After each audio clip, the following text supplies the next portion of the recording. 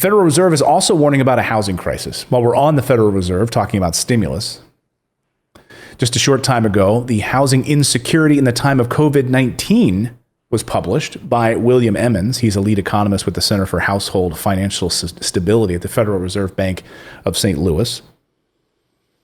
He's not a high-level guy at the Fed, but he's looking at some interesting data. So the Federal Reserve, and I've seen a bunch of people talking about different housing versions of a housing crisis that could be unfolding. But I think they're missing maybe half the story, or they're couching it in such a way that I think has people remembering 2008, when just house after house after house was just sitting there vacant and boarded up. It's going to look a lot different, though, this time. So they see a housing crisis coming, the Federal Reserve. A lot of people do, myself included. But the way that I see it unfolding is different than I think the way that we would see it, the way we would, if we remember history. So the housing crisis is going to look totally different this time. So in this, what I think they're missing the point, it's not so much a housing crisis.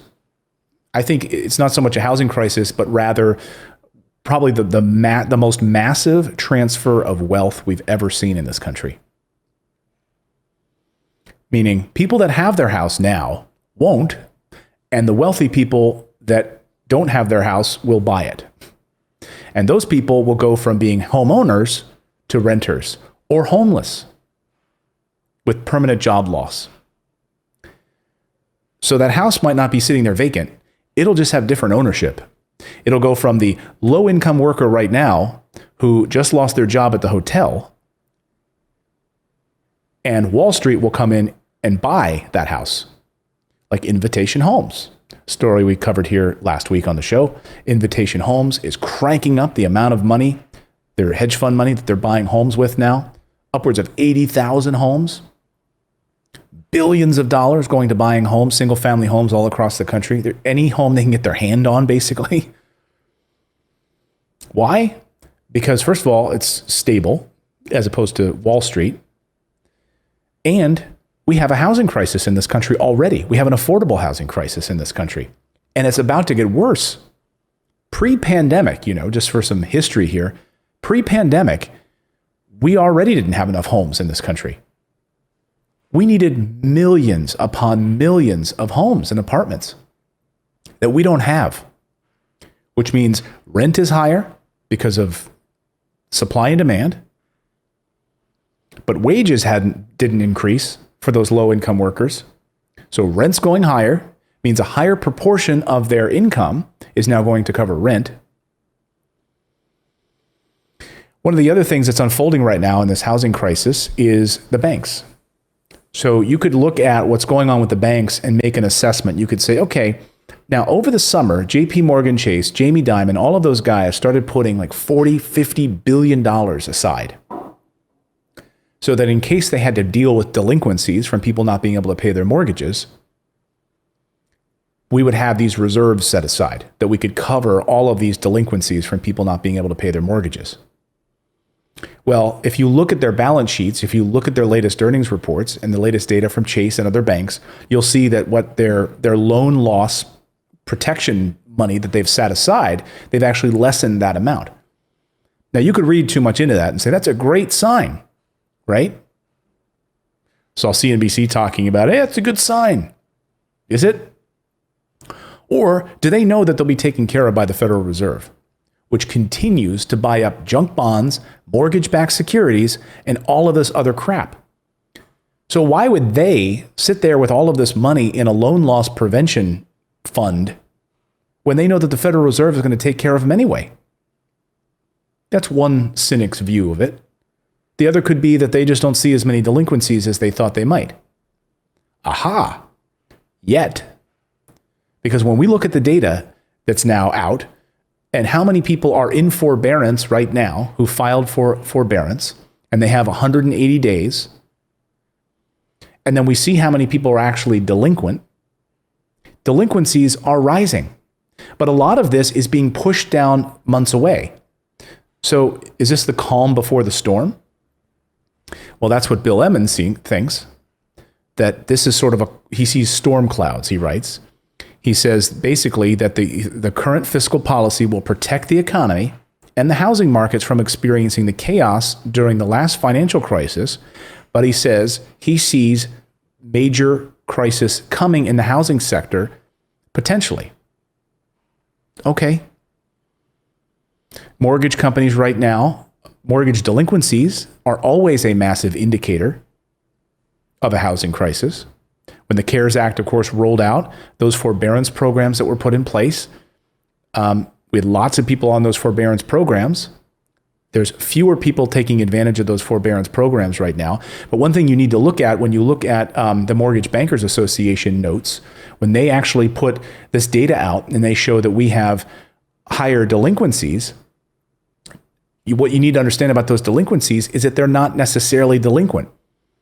They are in a forbearance, yet they're counting them as a delinquent.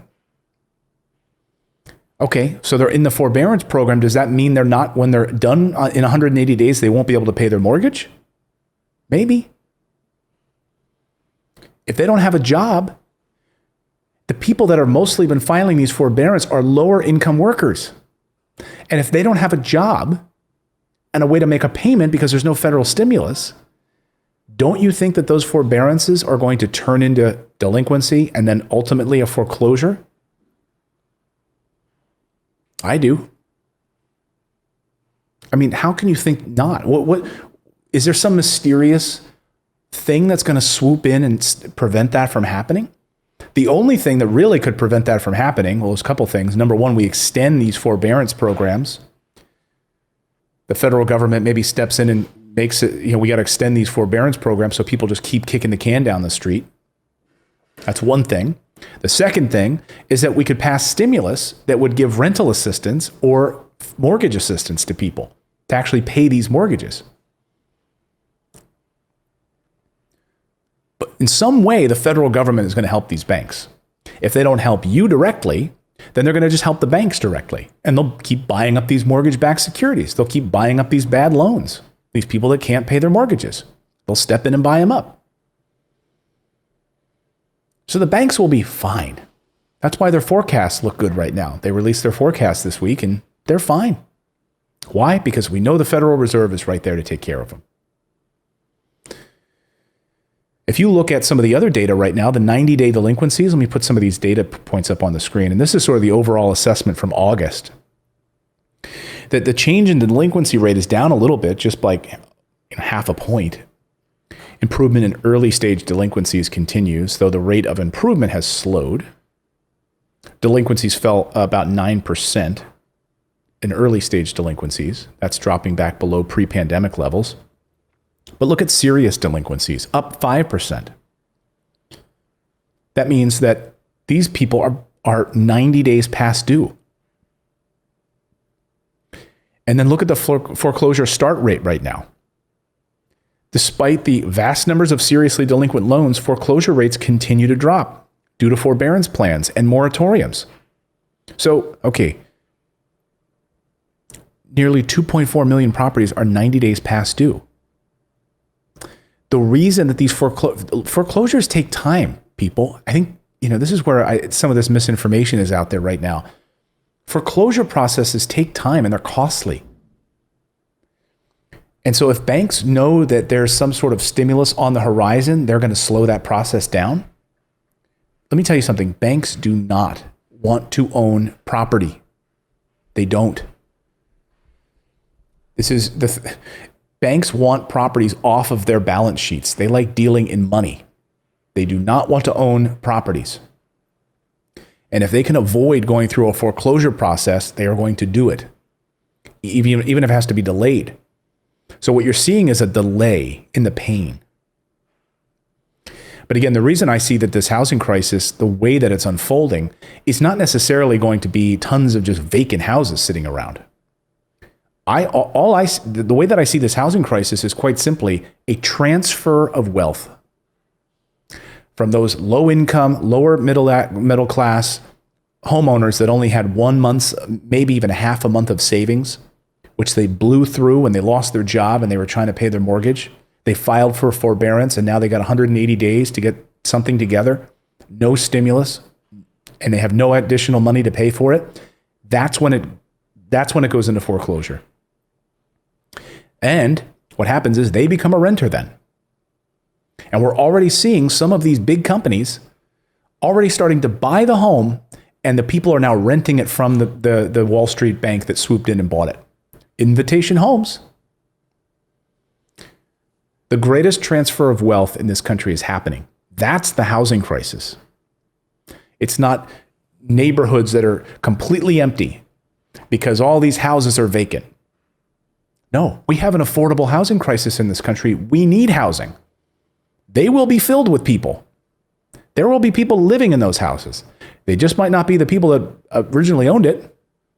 Now there's going to be renters in those houses. And they may even be paying more than they were paying when they got their mortgage. Another clear indicator of pain is mortgages right now are harder to get, and banks are tightening up. So you need to pay attention to all of these different data points and try not to read into any one piece. You know, you could sit there and look at they've lessened the amount that they're putting into this loss program for the loans. That's good news. Not necessarily. But they're also tightening up their restrictions on getting mortgages. With housing prices continue to go up and demand for housing going up, they're tightening up your ability to get a mortgage. Something's fishy. Again, watch what they do, not what they say. You have to look at these data points. So that to me is what the housing crisis looks like. It's a transfer of wealth from the poor, lower middle class, to the wealthy once again. Wall Street swooping in and becoming a landlord once again. History repeating itself.